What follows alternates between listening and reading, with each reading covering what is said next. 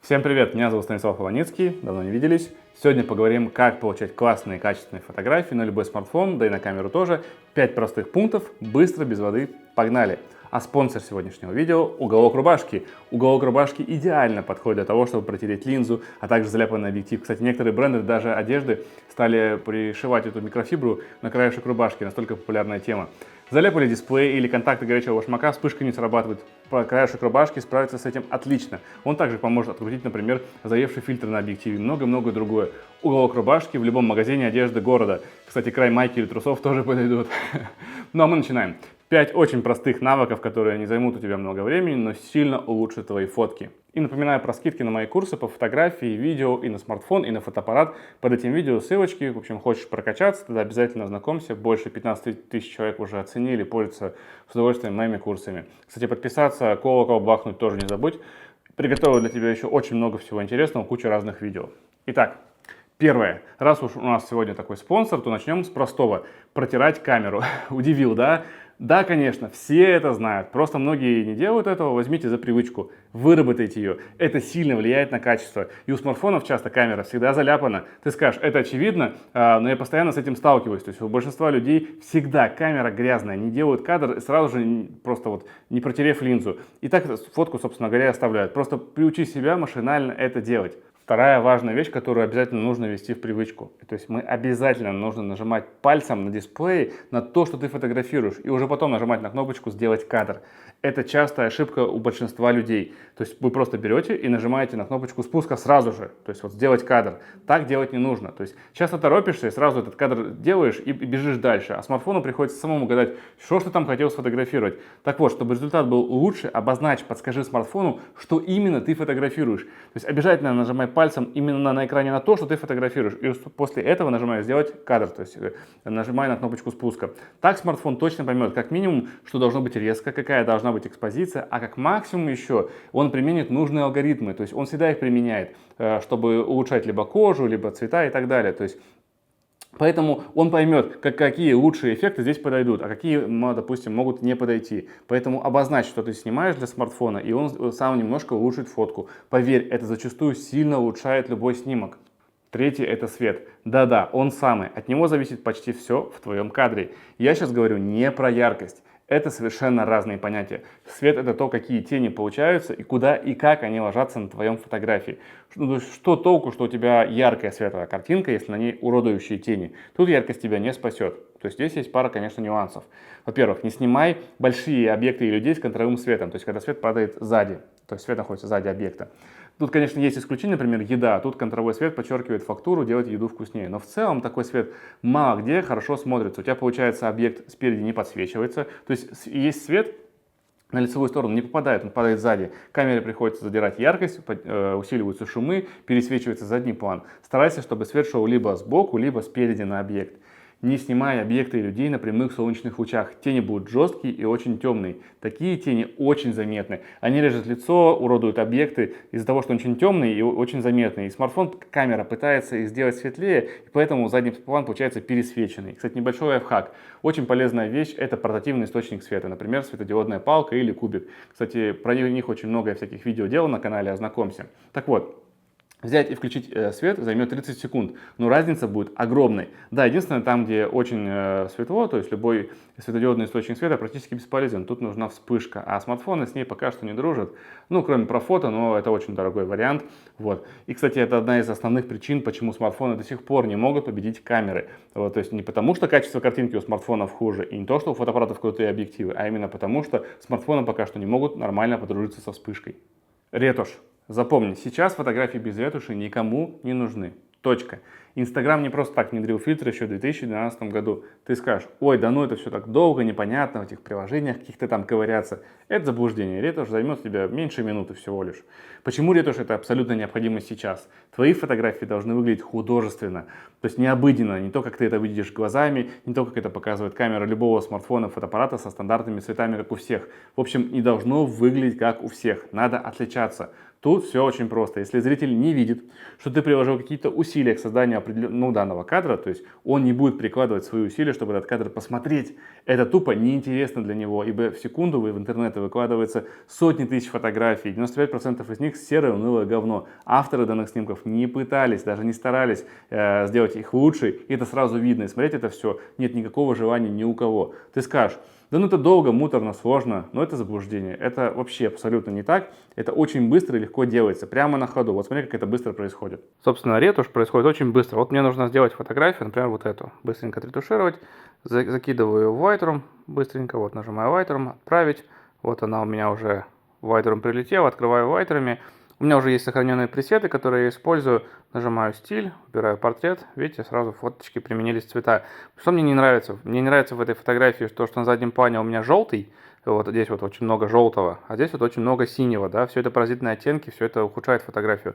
Мне не нравится цвет платья и провод торчит, да. Сейчас быстренько все это дело уберем. Значит, заходим в цвета, убираем насыщенность желтого, убираем насыщенность синего. Видите, все быстро происходит, да. То есть, смотрите. Было, стало, было, стало. Быстренько меняем цвет платья. Да, то сейчас я поменяю немножко на зеленый и сделаю более насыщенным. Вот таким вот образом. Вот. Ну, чуть-чуть, может быть, оранжевый уберу. Вот. Все, фотка уже готова. То есть мы потратили буквально там 20 секунд на то, чтобы вот из такой фотографии стала вот такая с чистыми, видите, такой чистый белый задний план, да, все чистенько. Ну и всегда есть небольшие неровности на коже, мы сейчас их с вами быстренько выровняем. Заходим в маскирование, добавляем новую маску, нажимаем кисточку, нажимаем на маску и прорисовываем там, где нам нужно сгладить кожу. Очень быстренько так вот. Мы ничего такого сверхъестественного не будем делать, поэтому все, кроме губов и глаз, можно смело подзакрасить. Так вот, хоп-хоп-хоп. И шею тоже маленечко пробежимся по ней. Такие основные элементы все. Быстро-быстро-быстро. Что тут? 3 секунды. Обратите внимание, как я быстро все промазал. Да? Так вот, промазал. Все, теперь добавляем эффект. Мы немножко уберем четкость. Вот смотрите, оп. Видите, чище кожа стала. Да, буквально там, господи, занято у нас всего ничего. Вот таким вот образом. Все добавить. Вот сразу, видите, кожа стала чище.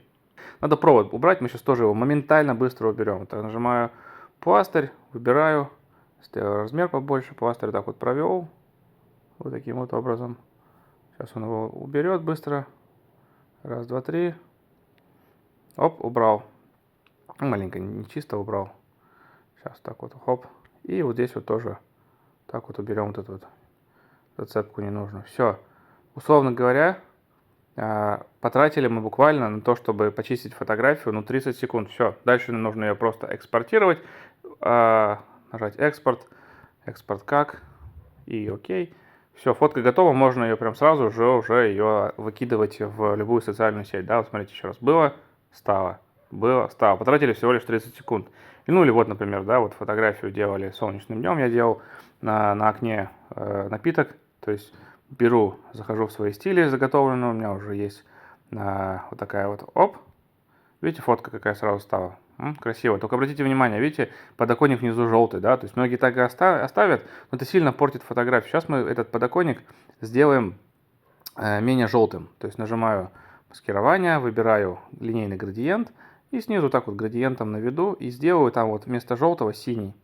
Нажимаю настроечки, цвет и делаю холодней. Вот так вот, хоп-хоп-хоп-хоп-хоп. Вот. И казалось бы, да, то есть вот, ну что, да, вот, но сразу же видите, насколько сильно поменялась картинка, да, то есть было все темное, желтое, а стало чистые белые цвета, чистая светлая картинка. Просто ее быстренько экспортируем, быстренько экспорт как, окей, все. То есть буквально, то есть мы тратим 20-30 секунд, а изменения становятся просто колоссальными. И такая фотография, видите, она уже по-другому выглядит. Смартфон так по умолчанию и камера так по умолчанию не снимают, поэтому ретушь она просто обязательно. Также есть пресеты, куча фотографов пресеты продают на любой вкус и цвет. Например, мой набор пресетов под этим видео есть, можешь зайти и посмотреть. Так вот, чистые цвета, акценты, определенный стиль, все это сразу бросается в глаза и отличает твои фотографии от миллионов серых унылых кадров с грязными цветами. Поэтому нужно обязательно отличаться. Ну и последний пункт – это то, как именно и что ты снимаешь.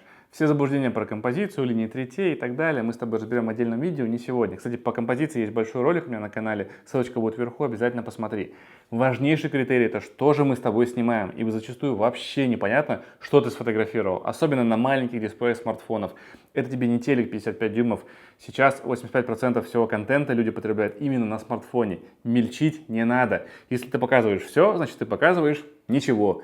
Никто догадываться, вникать не будет. У людей сейчас на это тупо времени нет. Все потребляется на контент, весь контент потребляется просто на бегу. Если за долю секунды, вот прям сразу непонятно, что конкретно ты хотел сфотографировать, что хотел показать, дальше никто смотреть не будет. Поэтому не мельчи, подходи ближе, кадрируй, приближай, убирай все лишнее. Чем меньше лишнего и более четко будет понятно, что ты конкретно сфотографировал, тем больше шанс, что хоть кто-то вообще это будет смотреть. Не трать время людей. Они тебе за это будут безумно благодарны, поставят тебе лайк, подпишутся на тебя, все, что захочешь. Второй момент очень важный — это ракурс. Вот обычно как стоял, где стоял, как смотрел глазами своими, так вот и сфотографировал. Банальщина никому не нужна. Всегда меняй ракурс. Запомни. Самая неинтересная точка съемки — это то, как ты обычно глазами на все смотришь. То есть все на все так же обычно и смотрят. Тут нового ты людям абсолютно ничего не покажешь. Поэтому зачем им смотреть твои фотографии? Используй необычный ракурс. То есть противоположно. Например, люди на ботинке смотрят обычно сверху вниз, значит ты должен сфотографировать, например, наоборот, снизу вверх. И так далее и тому подобное. То есть кардинально меняй ракурс. Вот. Ну и еще один пункт бонусом, который меняет твою фотографию в лучшую сторону, просто до неузнаваемости. Не нужно придумывать. Думать, конечно, нужно, когда фотографируешь, это очень важно. Просто все уже придумано до нас. Есть полезная социальная сеть, например, Pinterest. Это не просто сэкономит твое время, но и подскажет, как лучше сфотографировать. Вот тебе пример. Быстро, не подглядывая, придумай, как сделать интересный кадр с зубной щеткой. Ну и что, как много идей в тебе пришло в голову. Что, часто зубные щетки фотографируешь? Смотри. Набираю в Pinterest зубная щетка, фотография. Лучше, конечно, по-английски, но можно и по-русски. Вот сколько тут интересных разных идей. Просто посмотрев какие-то количество вариантов, ты уже сможешь сам, скомбинировав несколько разных идей, придумать свою. А теперь вспомни, что ты там вообще придумал, когда я тебя попросил сфотографировать зубную щетку. То есть до того, как ты это все посмотрел в Pinterest. Вот то-то и оно. Не придумывай, используй готовые наработки и желательно самых лучших авторов. Вот такие дела. С тебя лайк, если было полезно. Подписывайся, тут будет еще много всего интересного и полезного. Увидимся!